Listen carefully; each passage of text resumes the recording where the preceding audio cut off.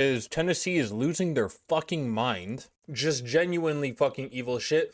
Again, if you don't think trans people are being perpetrated in a genocide by the US government, you have to remember shit like this.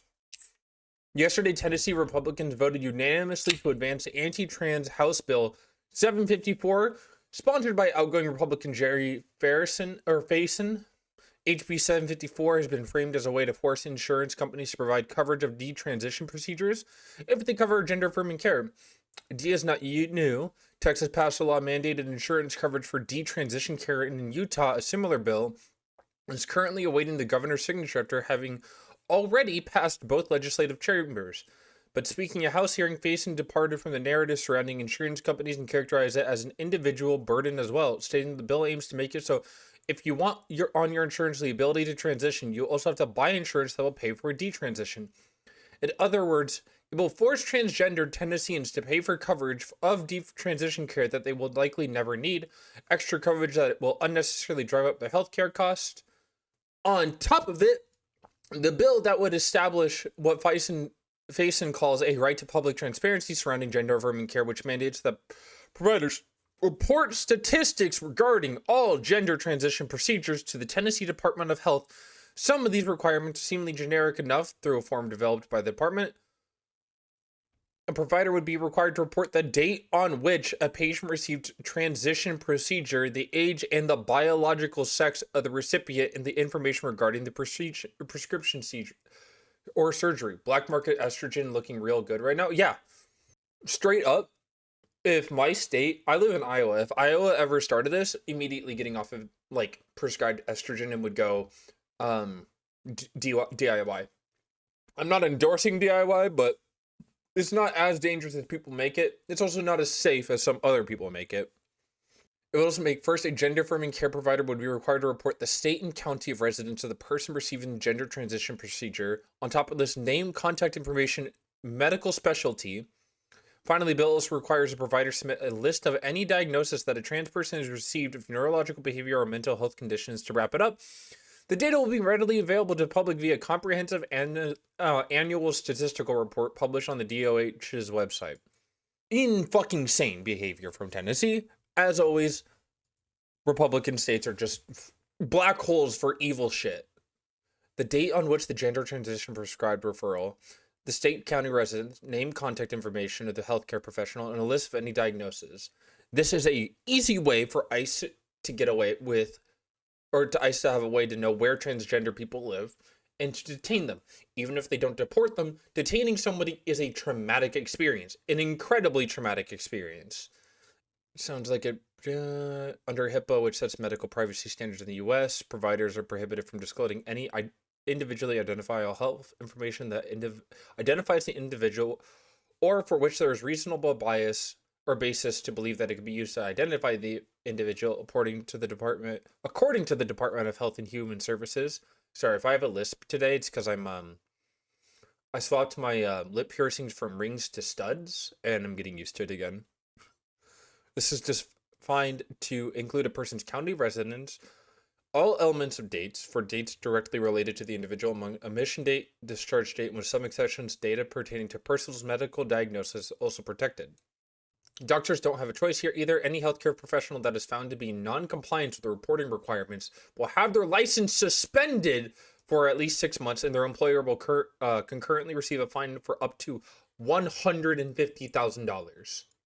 No doctor is either going to A, want to prescribe gender affirming care, or B, not provide the government with the information where at-risk people are living. And I'm guaranteeing most doctors are not wanting to do that anyways, so they're going to probably make the choice, and hospitals will too, to not provide gender affirming care. They don't have to. Additionally, the AG would also be allowed to bring action to enforce compliance, including seeking medical records. Conversely, HIPAA makes broad exceptions for the disclosure of protected health information were required by state law, meaning medical professionals will not face consequences for breaching it. None of the purported safeguards make the information being gathered any less individually identifiable. After all, this information is considered protected for a reason. If shared with a member of the public, there's considerable risk for it to be used to narrow down and in some cases fully discern a person's identity. And in the hands of the government, the risk goes up significantly. especially if the data is only being collected for a tiny subset of the population, a subset that has already been targeted by the state in other ways. How many trans people in Tennessee? I don't ever remember how to spell this state name. 30,000 to 31,000 adults. Population of Tennessee, 7.31 million people. This bill is to target, let's do some math, 30,000, right? Divided by 7 point, we'll do the low ball, 7.2 million, so 220,000. 0.4% of the population is targeted by this law. 0.4% of the population. Genuinely evil beyond belief.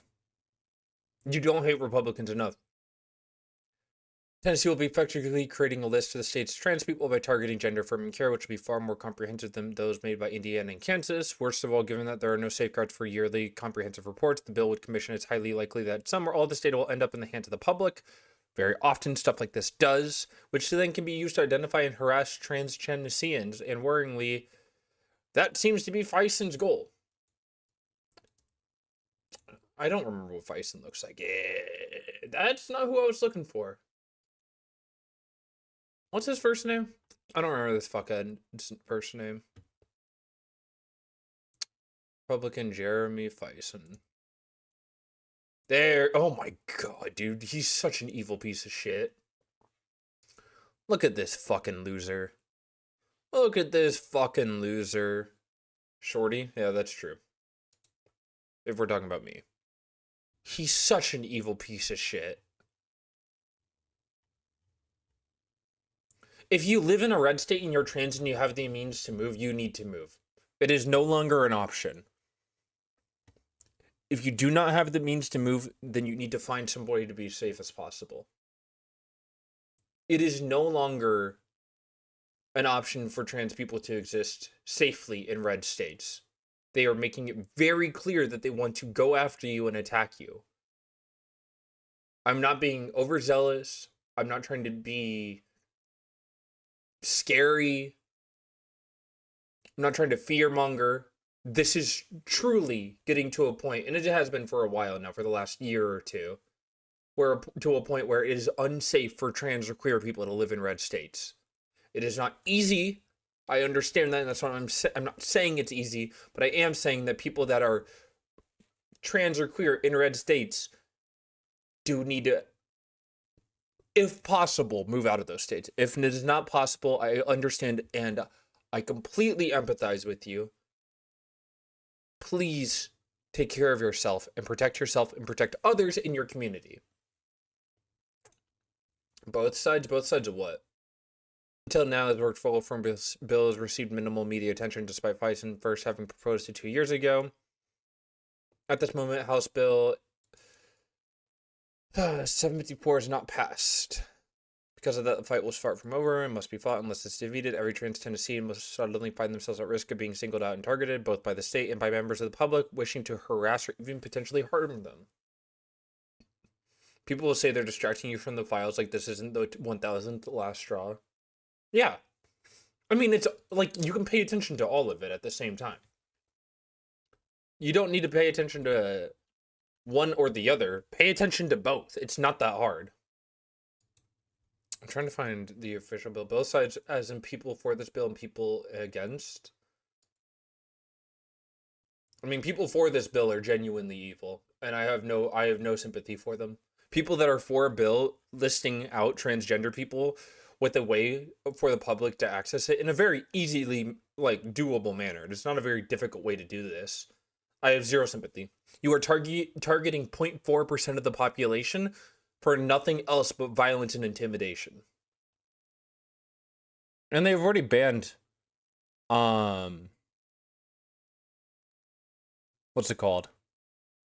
Gender affirming care for minors in Tennessee.